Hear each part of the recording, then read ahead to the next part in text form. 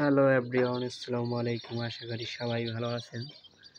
So আজকে আমাদের বাচ্চার বয়স হচ্ছে 2 দিন বয়স। 2 দিন বয়স। হিট দিয়েছিলাম, কারেন্ট নেই। এখন বাচ্চাগুলো একটু ঠান্ডায় আছে। এখানে কি অবস্থা দেখি আমরা।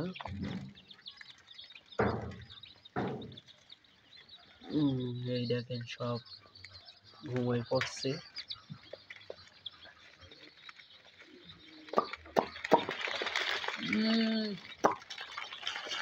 এই দই না দেখতেই পাচ্ছেন, কথা শুনে খুব। তাহলে এখানে খাই দিতে হবে আর ঘুমাবে।